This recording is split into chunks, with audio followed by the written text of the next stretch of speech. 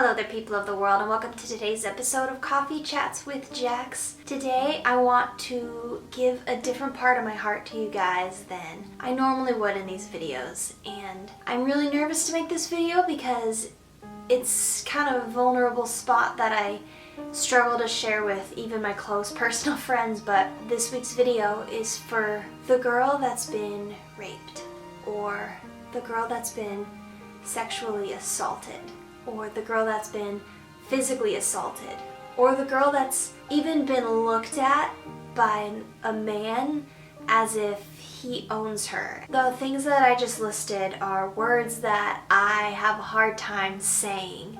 I'm not really sure exactly why, but they just don't really roll off the tongue in casual conversation for me. And I think that we need to start talking about them. Things that have happened to me have been making me more angry than usual. When a guy does something that makes you uncomfortable, if a guy touches you, even if it's like rubbing your knee and you don't want him to, even if it's giving you a hug that you're uncomfortable with, really anything at all that you are not comfortable with, you don't have to let him do that. You can say no, you can speak up for yourself, you can tell someone that you trust and say, hey, actually, you don't get to touch me there, or you don't get to talk to me like that, or you don't get to look at me like that because I'm valuable and I need to be protected. And sometimes, guys, that means protecting ourselves. And there's been times that I haven't spoken up about things because I was scared that I didn't want to make a big deal out of it. I was like, I don't want to cause a scene, I don't want to make that person feel bad, I don't want to make other people think that I'm overreacting or that I'm being dramatic, so I'm just going to keep my mouth shut. Or there's been times when I haven't spoken up when I really should have because I didn't see myself as valuable enough to protect. Well, to those of you out there that have experienced something like this in the slightest bit, I want you to know that you are so worth protecting and you are so valuable. You know that part in the Bible when Jesus makes that whip of cords and he goes around into the marketplace and he starts whipping the money changers, and he was that mad. He was that furious. That is how he is when a girl is raped. That is how he is when a girl is sexually assaulted, when a girl is physically assaulted, when a girl is emotionally assaulted. That is his response. God doesn't make bad things happen. And I went a long portion of my walk with God scarily thinking that the bad things that happen in the world, he is in control of and he does. And I think that I took that and I paired that up with the things that have happened to me or the things that have happened to my friends, my family, people, is that, oh, okay, it's fine. This happened for a reason, so I gotta pick myself up, and what do I take from that? Like, it's okay, it's not that big of a deal because it happened for a reason, and I can't be upset about it because God let it happen or God orchestrated it to happen. And guys, that sounds so ridiculous coming out of my mouth, but that's what I felt. And I don't know if any of you out there feel that way. If something has happened to some of you and you think that Jesus doesn't either care, isn't sad about it, isn't mad about it, but guys, that's the farthest thing from the character of God. I don't know why that happened, but I do know that Jesus is angry. He's angry and he's crying with you and he's crying for you and he wants to protect you. So we need to stick together on this. You are valuable, you are worth protecting, and you are beautiful.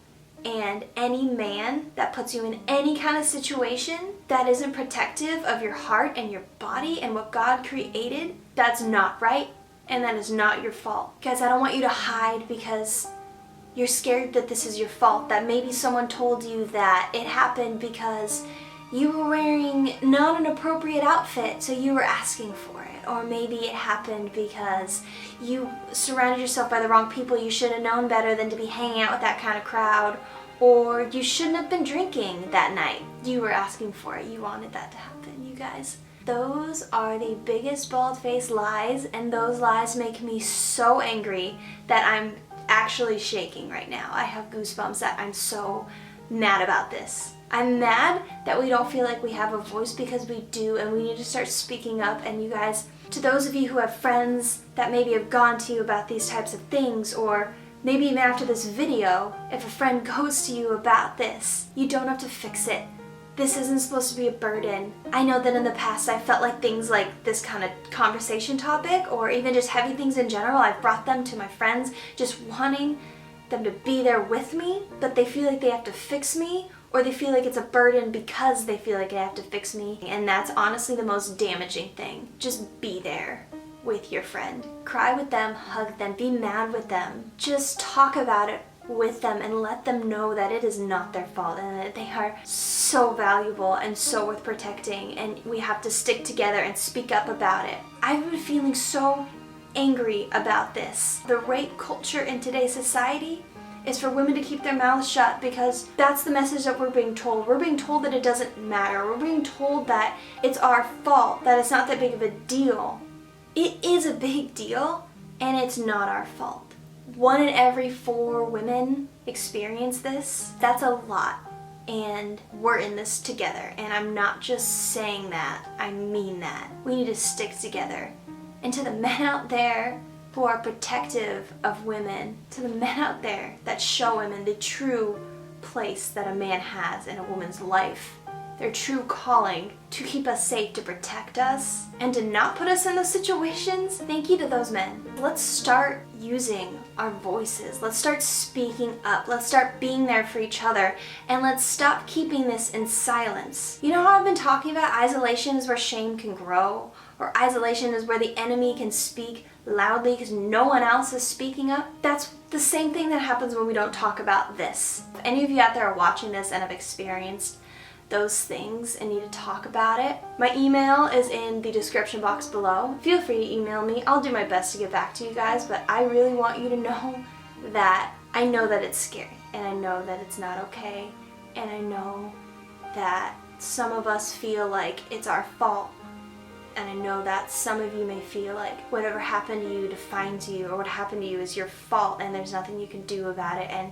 now you're dirty and now no one wants you. But you guys, those are lies. Those are all lies, and they're there because of isolation. They're there because the enemy is talking to you, and Jesus is angry. If you guys want a better explanation on Jesus being mad about injustices in the world, I'm going to put a link to a podcast below by Christa Black, and that podcast is going to do a much better way of explaining that than me. I was listening to it today and it changed so many perspectives in my head. If you guys want to get more involved, and if you want to keep this conversation going on further, then go check out my Patreon page. That is where you can support me. That is where you can get involved in what I'm doing. Get involved in the voice that I'm trying to create for us to speak up about things that matter and to be real and to be authentic, because life is about building authentic, vulnerable relationships, because that's what changes the world, is when we speak up about things that matter and we don't hide. So if you are interested in becoming a part of that,